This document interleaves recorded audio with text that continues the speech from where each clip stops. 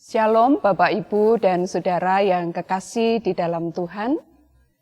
Bertemu kembali di dalam Bina Iman GKI Klase Solo pada hari ini.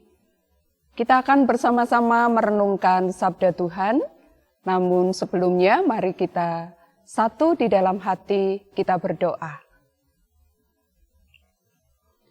Tuhan Yesus, kami mengucap syukur, Engkau terus menyertai kami dalam perjalanan hidup kami.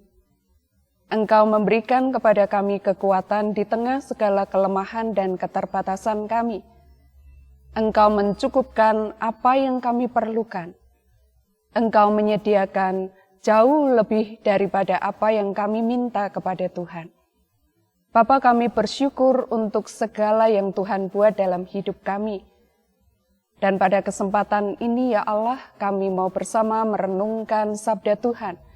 Tuhan berkenan untuk memberikan kepada kami hati yang terbuka, hati yang setia, untuk mendengarkan dan juga untuk melakukan sabda-Mu di dalam kehidupan kami. Bersabdalah kepada kami, ya Bapa, karena kami anak-anak-Mu telah siap untuk mendengarkannya. Di dalam satu nama Tuhan Yesus Kristus kami berdoa dan mengucap syukur. Amin. Sabda Tuhan pada hari ini diambil dari surat Ibrani pasal 12 ayat 3 sampai dengan ayatnya yang ke-17. Ingatlah selalu akan Dia yang tekun menanggung bantahan yang sehebat itu terhadap dirinya dari pihak orang-orang berdosa, supaya jangan kamu menjadi lemah dan putus asa. Dalam pergumulan kamu melawan dosa, kamu belum sampai mencucurkan darah. Dan sudah lupakah kamu akan nasihat yang berbicara kepada kamu seperti kepada anak-anak? Hai anakku, janganlah anggap enteng didikan Tuhan, dan janganlah putus asa apabila engkau diperingatkannya. Karena Tuhan menghajar orang yang dikasihinya, dan Ia menyesah orang yang diakuinya sebagai anak. Jika kamu harus menanggung ganjaran, Allah memperlakukan kamu seperti anak. Di manakah terdapat anak yang tidak dihajar oleh ayahnya? Tetapi, jikalau kamu bebas dari ganjaran yang harus diderita setiap orang, maka kamu bukanlah anak, tetapi anak-anak gampang. Selanjutnya, dari ayah kita yang sebenarnya kita beroleh ganjaran, dan mereka kita hormati. Kalau demikian, bukankah kita harus lebih taat kepada Bapa segala roh, supaya kita boleh hidup? Sebab mereka mendidik kita dalam waktu yang pendek sesuai dengan apa yang mereka anggap baik, tetapi Dia menghajar kita untuk kebaikan kita, supaya kita beroleh bagian dalam kekudusannya. Memang tiap-tiap ganjaran pada waktu ia diberikan tidak mendatangkan sukacita, tetapi duka cita. Tetapi kemudian ia menghasilkan buah kebenaran, yang memberikan damai kepada mereka yang dilatih olehnya. Sebab itu, kuatkanlah tangan yang lemah dan lutut yang goyah. Dan luruskanlah jalan bagi kakimu, sehingga yang pincang jangan terpelecok, tetapi menjadi sembuh. Berusahalah hidup damai dengan semua orang, dan kejarlah kekudusan. Sebab tanpa kekudusan, tidak seorang pun akan melihat Tuhan. Jagalah supaya jangan ada seorang pun menjauhkan diri dari kasih karunia Allah, agar jangan tumbuh akar yang pahit, yang menimbulkan kerusuhan dan yang mencemarkan banyak orang. Janganlah ada orang yang menjadi cabul atau yang mempunyai nafsu yang rendah seperti Esau, yang menjual hak kesulungannya untuk sepiring makanan. Sebab kamu tahu bahwa kemudian ketika ia hendak menerima berkat itu, ia ditolak, sebab ia tidak beroleh kesempatan untuk memperbaiki kesalahannya, sekalipun ia mencarinya dengan mencucurkan air mata. Demikian bacaan firman Tuhan pada hari ini.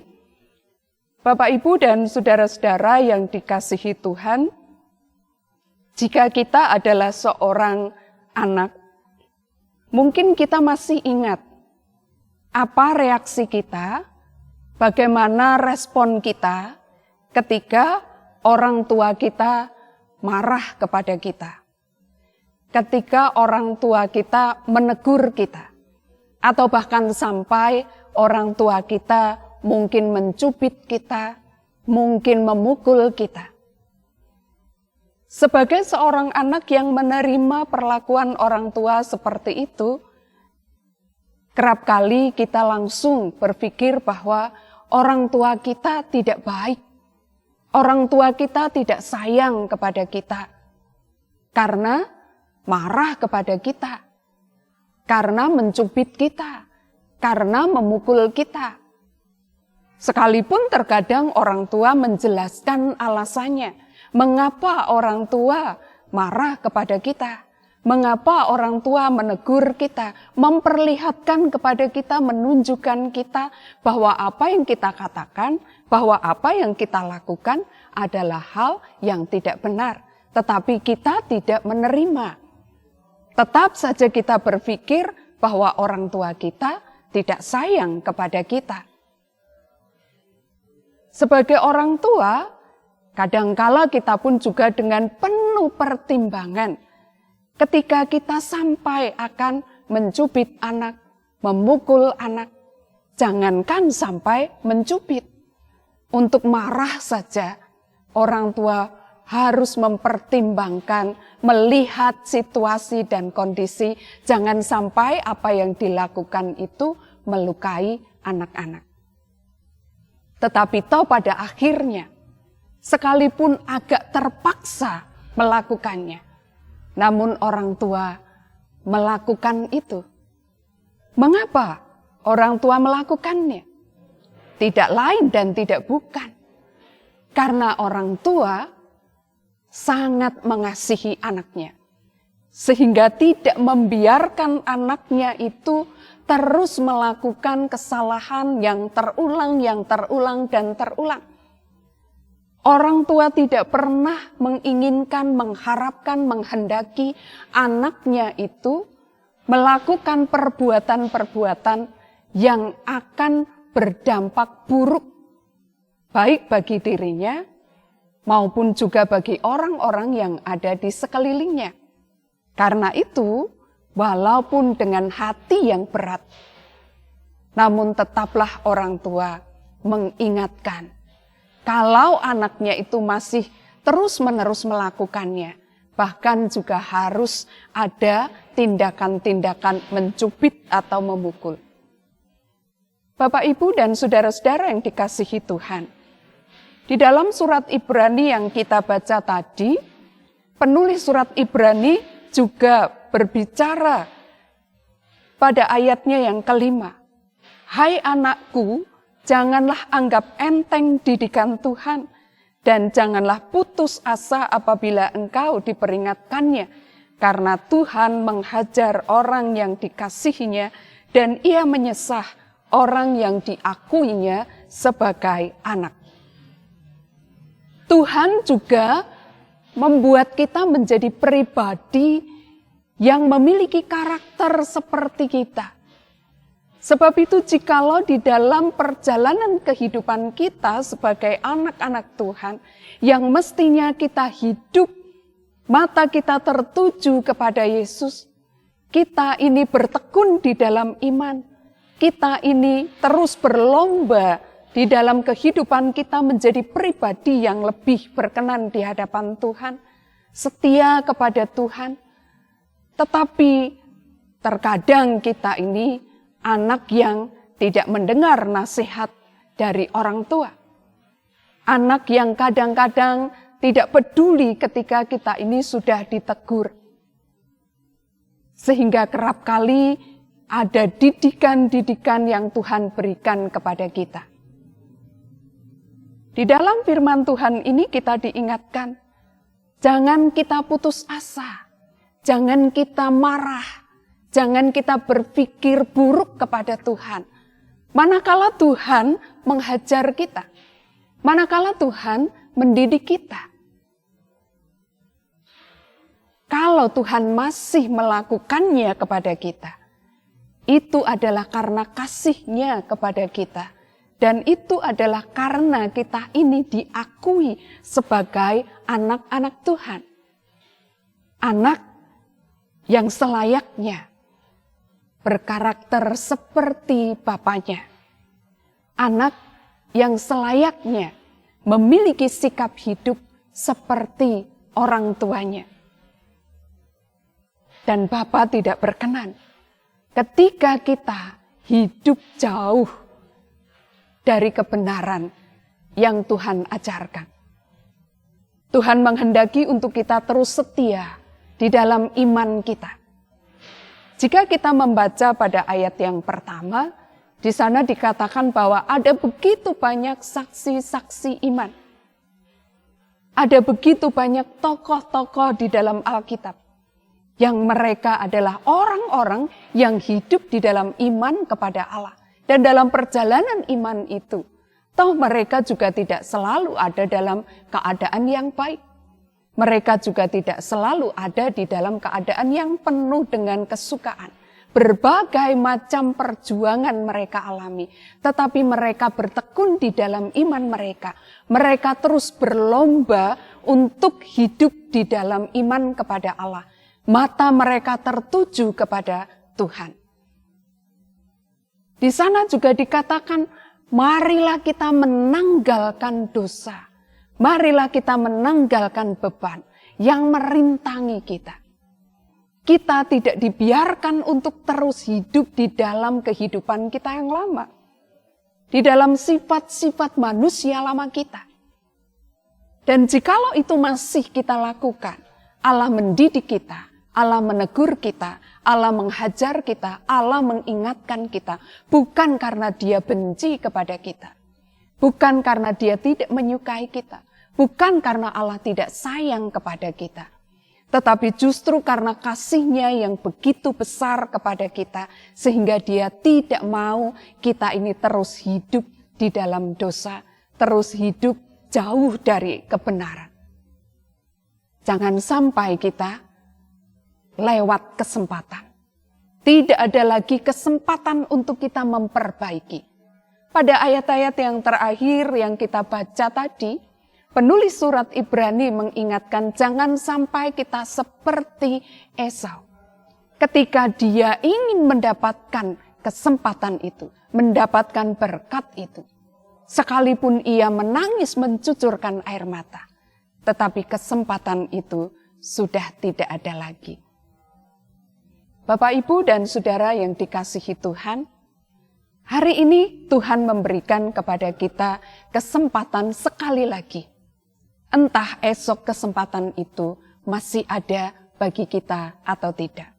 Mungkin hari itu masih ada, tetapi apakah kita masih ada di hari esok?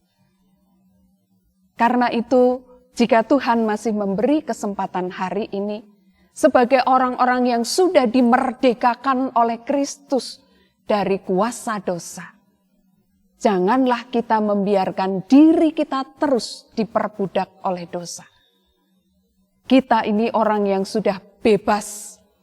Kita ini adalah orang yang sudah merdeka. Tetapi kita ini adalah orang-orang yang mesti memaknai kemerdekaan untuk hidup bertekun di dalam iman kepada Allah. Mendengarkan didikan Tuhan, mendengarkan nasihat Tuhan, bersyukur jika Tuhan masih menegur, menghajar kita. Itu berarti Dia masih begitu mengasihi kita dan kita ini masih diakuinya sebagai anak. Sehingga Dia tidak melepaskan kita dan membiarkan kita tidak lagi peduli dengan apa yang kita lakukan dalam hidup kita. Bapak, Ibu, dan Saudara yang dikasihi Tuhan, jika hari ini kita mendengar suaranya, dengarkanlah dia. Dan jika hari ini dia menegur kita, bersyukurlah kepadanya. Dan jika hari ini dia mendidik dan menghajar kita, terimalah. Sekalipun mungkin pada saat kita menerimanya, itu adalah saat yang tidak nyaman, tidak menyenangkan, tidak mengenakan. Tetapi ke depan kita tahu, dan kita akan bersyukur karena kita diingatkan oleh Tuhan. Kita akan berterima kasih karena Tuhan mendidik dan menghajar kita. Kiranya firman Tuhan pada hari ini menjadi berkat dan kekuatan bagi kita, menolong kita untuk kita terus bertekun di dalam iman kepada Tuhan, menanggalkan dosa dan beban, dan kita terus menjalani kehidupan yang masih Ia anugerahkan kepada kita dengan mata yang tetap tertuju kepada Kristus. Kiranya Tuhan Yesus memberkati kita. Mari kita berdoa. Terima kasih Bapa di surga untuk sabda-Mu yang Kau sampaikan kepada kami hari ini. Ampuni kami jika kami kadang berpikir negatif tentang Tuhan, meresponi didikan Tuhan, nasihat Tuhan, teguran Tuhan dengan sikap yang tidak tepat, tidak benar. Kami berpikir Allah melakukannya karena Allah tidak mengasihi kami. Namun hari ini Tuhan, kami diingatkan semua Engkau lakukan karena Engkau begitu mengasihi kami. Bapa di surga, kami bersyukur untuk hari yang Kau anugerahkan hari ini. Satu kesempatan lagi yang Tuhan berikan kepada kami. Dan biarlah kami tidak menyia-nyiakan kesempatan ini, tetapi kami akan memaknai kesempatan ini untuk kemuliaan Tuhan. Bapa di surga, kami serahkan untuk GKI Klasi Solo ini di dalam tangan kasih Bapa. Kiranya Engkau terus akan menolong dan memperlengkapi, supaya keberadaan kami boleh menjadi kemuliaan bagi Tuhan, menyatakan kehadiran dan kasih Tuhan kepada masyarakat di mana Engkau menempatkan kami.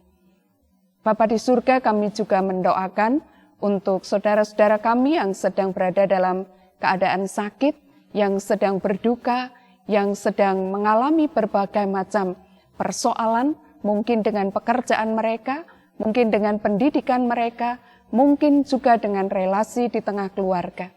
Bapa menolong, Bapa memberikan jalan keluar, dan biarlah mereka boleh bergumul bersama dengan Engkau. Kami serahkan bangsa ini yang mensyukuri hari kemerdekaan anugerah Tuhan. Kiranya kami bukan hanya bersuka-suka, tetapi kami sadar bahwa kemerdekaan yang Tuhan anugerahkan ini harus kami maknai dengan benar. Kami mengisi kemerdekaan itu bagi kemuliaan Tuhan. Terima kasih Bapa di surga. Di dalam nama Tuhan Yesus Kristus, kami serahkan seluruh kehidupan kami. Amin.